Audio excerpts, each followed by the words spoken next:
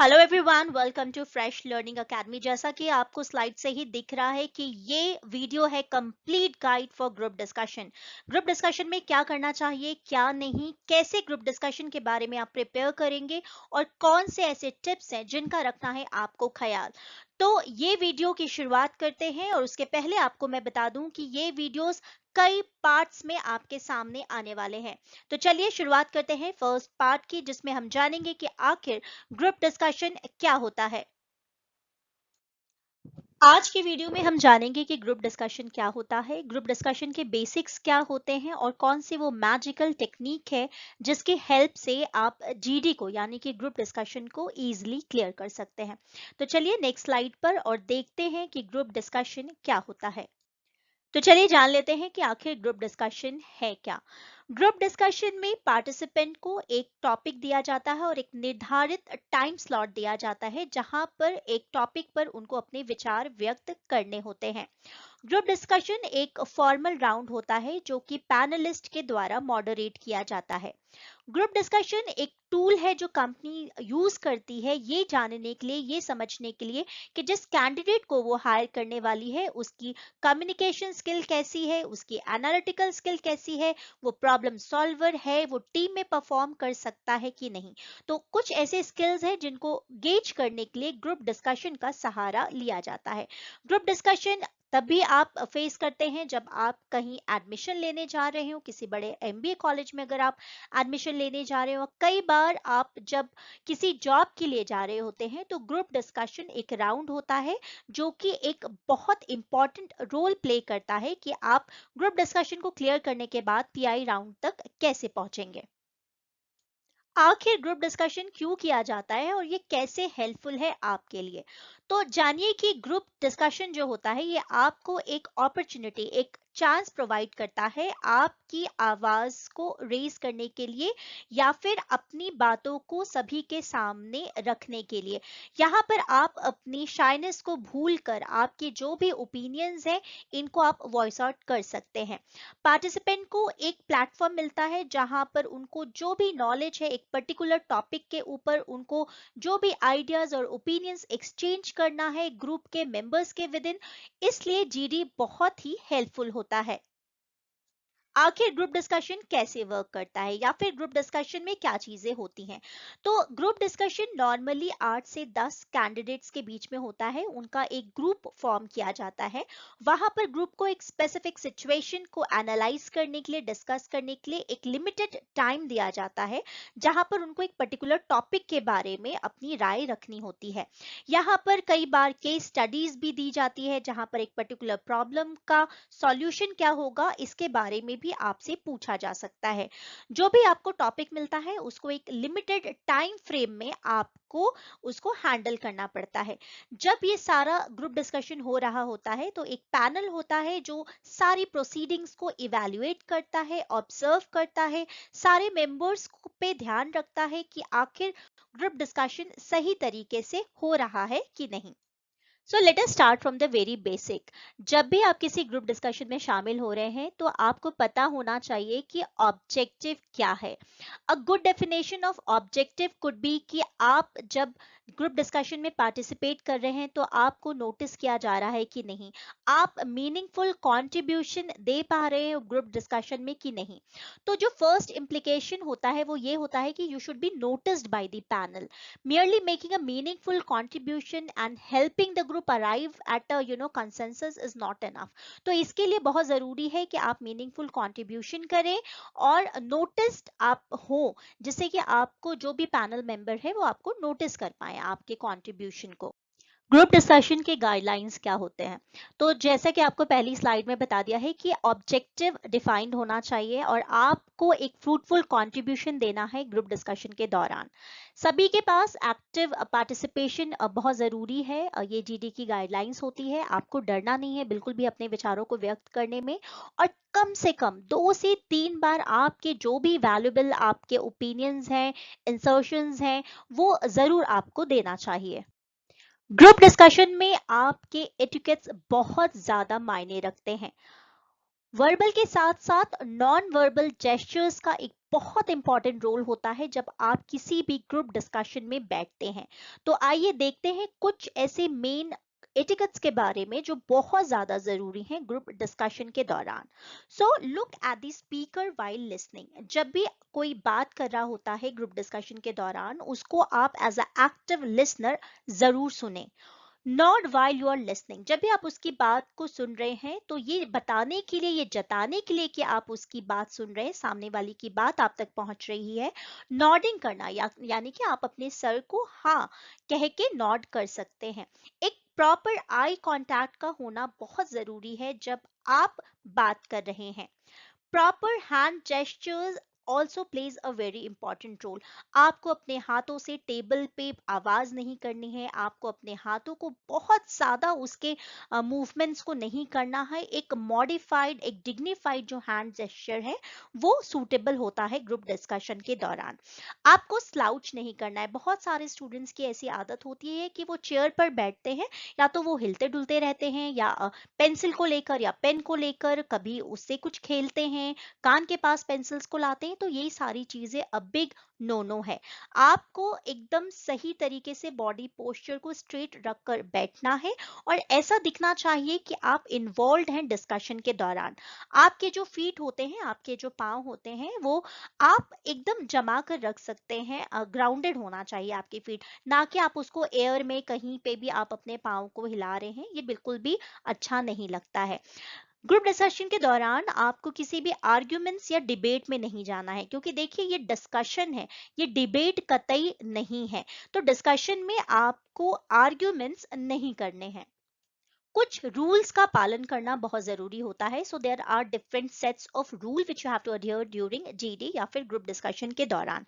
अब पहली बात यह है कि जैसे कि आपने किसी एक टॉपिक को चूज करके अपना स्टैंड ले लिया है, अब उसको बीच में आप ना बदलें, क्योंकि इससे ये लगेगा कि आप अपने पॉइंट पे फर्म नहीं है। दूसरी बात है कि आपको बहुत ज्यादा एक्टिवली दूसरों की बात सुनना है, क्योंकि जब तक आप सामने वाले की बात नहीं सुनेंगे, उसकी बात को पैराफ्रेज नहीं कर पाएंगे आप, तो ये एक आपका लॉस हो जाएगा।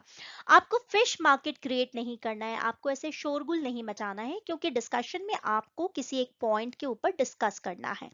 ये चीज बहुत इंपॉर्टेंट है जो मैं स्टूडेंट्स को हमेशा बोलती हूँ, वो है रीफ्रेजिंग ऑफ आइडियाज। अगर कोई भी एक आइडिया किसी से आया है तो आपको पूरा अधिकार है कि आप उस आइडियाज को रीफ्रेज कर पाए, या फिर आप अपने वर्ड्स में उन आइडियाज को, अपने ओपिनियंस को ऐड करके प्रेजेंट कर पाए। जब भी आप किसी के भी पॉइंट को एड्रेस कर रहे हैं तो उसमें एग्जाम्पल्स को देना बहुत ज्यादा जरूरी होता है।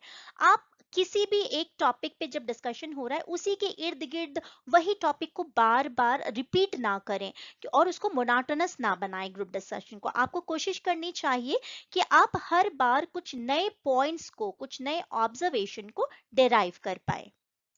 बहुत बड़ा सवाल होता है कि मैम क्या हम न्यूट्रल स्टैंड ले सकते हैं जीडी में, मतलब कि प्रॉस कॉन्स के ऊपर ना बात करें और दोनों के बारे में बात करें। तो ऐसा बिल्कुल हो सकता है, पर आपको ये समझ लेना बहुत जरूरी है कि being neutral may be an interesting strategy, एक बहुत इंटरेस्टिंग स्ट्रैटेजी होती है अगर आपको फिश मार्केट नहीं क्रिएट करना है। मैं स्टूडेंट्स को सजेस्ट भी करती हूँ कि उनको एक न्यूट्रल स्टैंड लेना चाहिए। पर जैसा कि हमने प्रीवियस स्लाइड्स में देखा है, अगर आप एक बार एक स्टैंड ले चुके हैं तो आप उसी पर कायम रहें। वहां पर कोई भी पॉइंट नहीं है न्यूट्रल रहने का, अगर आपको कोई फोर्स कर रहा है उस पॉइंट को लेने के लिए।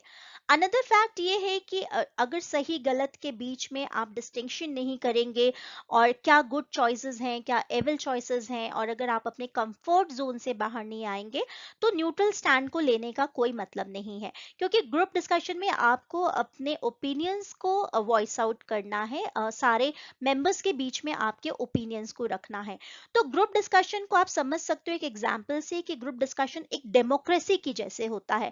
जैसे कि डेमोक्रेसी के अपने लिमिट होते हैं, और उसको फंक्शन करने के लिए पर जब तक उसमें एक एक्टिव पार्टिसिपेशन नहीं होगा, जब तक आपको कोई बाहर से ये नहीं बोलता है कि ऐसा भी एक पॉइंट हो सकता है, तो उस सिचुएशन में न्यूट्रल होने से अच्छा है कि आपकी जो पॉइंट है भले ही वो न्यूट्रल स्टैंड ना हो, उसके लिए आपको थोड़ा और ज्यादा वैल्यू एडिशन करना पड़े, तो आप बिल्कुल उस चीज को कर सकते हैं। बस एक चीज जो आपको ध्यान में रखनी है वो ये है कि न्यूट्रल स्टैंड जब आप लेते हैं तो उसमें आप कोशिश करें कि आपका जो व्यू पॉइंट है वो कहीं पर हैम्पर ना हो।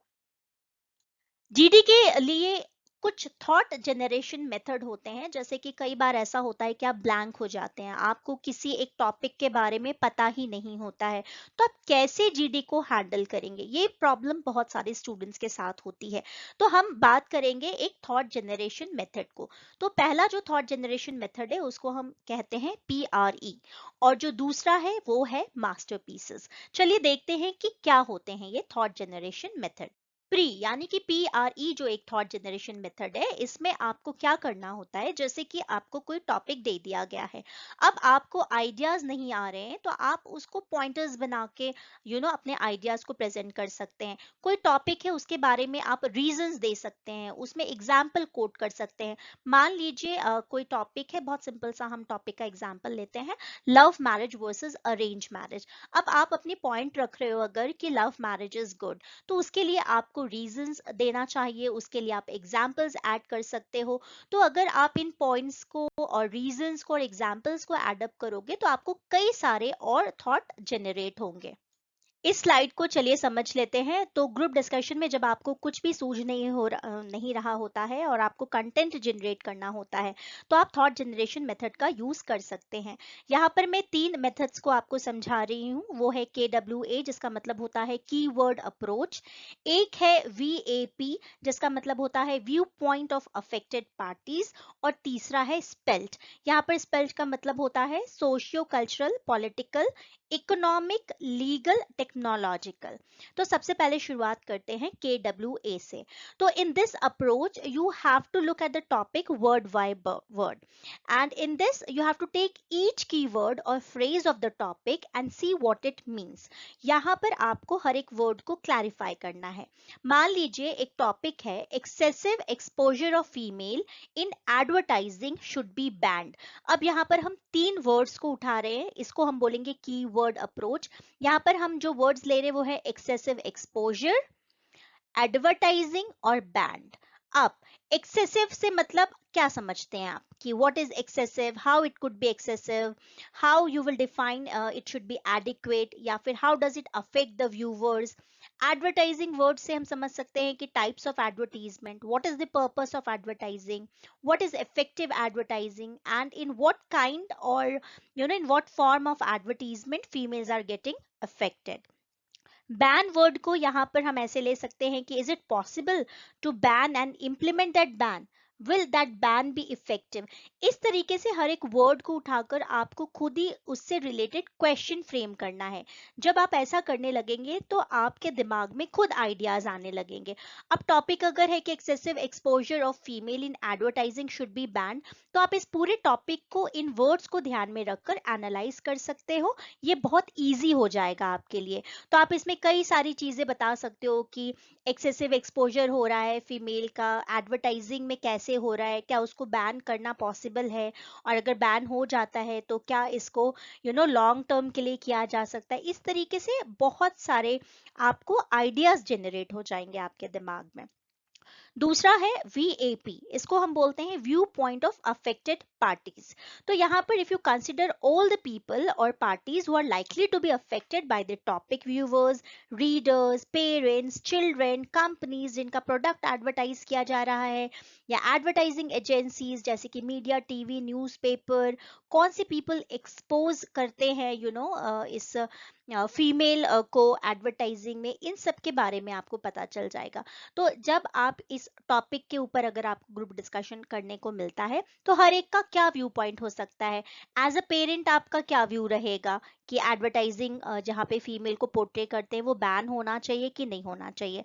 अगर आप खुद एडवर्टाइजिंग एडवर्टाइजिंग कंपनी से जुड़े हो या आपका खुद का प्रोडक्ट आप एडवर्टाइज कर रहे हो, तो आपकी क्या राय होगी? अगर आप इस तरीके से अलग अलग व्यू पॉइंट से सोचोगे तो आपको बहुत अच्छा एक कंटेंट मिल जाएगा जो आपको आइडियाज जनरेट करेगा जीडी टॉपिक के लिए। अब स्पेल्ट से यहाँ मतलब है कि किसी भी एक टॉपिक को आप हर एक एंगल से देखने की कोशिश करो कि उसका सोशियो कल्चरल इम्पैक्ट क्या होगा, पॉलिटिकल कैसे रहेगा, इकोनॉमिक, लीगल, टेक्नोलॉजिकल, हर तरीके से आप उस टॉपिक को एनालाइज करने की कोशिश करो। तो ये जो सारे अप्रोचेज हैं, मेथड हैं, ये आपको आइडियाज जनरेट करने में काफी हद तक आपको मदद करेंगे। तो I think now it is clear कि KWA क्या होता है, कीवर्ड अप्रोच। यहाँ पर हम टॉपिक के हर एक जो कीवर्ड है उसके थ्रू आइडियाज जनरेट करते हैं। VAP मतलब view point of affected parties, किस तरीके से इस टॉपिक में अलग अलग स्टेक होल्डर्स इन्वॉल्व होते हैं, उनकी तरफ से आपको अपने ओपिनियन देने हो तो आप कैसे करोगे। और तीसरा है स्पेल्ट, यानी कि हर एक तरीके से एंगल से वो चाहे सोशियो कल्चरल हो, पॉलिटिकल हो, इकोनॉमिक हो, आप कैसे उस टॉपिक को एनालाइज करोगे। अब जब आइडियाज जनरेट हो गए हैं, आपने ग्रुप डिस्कशन को शुरू कर दिया है, इनिशिएट हो गया है, सब चीजें हो गई हैं, उसके बाद एक जो बहुत महत्वपूर्ण टॉपिक रहता है वो होता है कि हम जीडी को कंक्लूड कैसे करेंगे।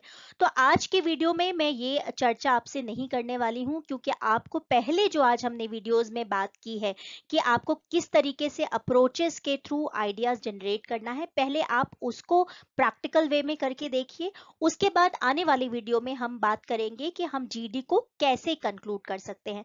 तब तक आप इस बारे में सोचिए, you have to think about it, that if you are there participating in a group discussion, how will you conclude a GD. तो इस वीडियो को देखने के लिए आप नेक्स्ट वीडियो को जरूर देखें। तब तक लाइक, शेयर, सब्सक्राइब करना ना भूलें।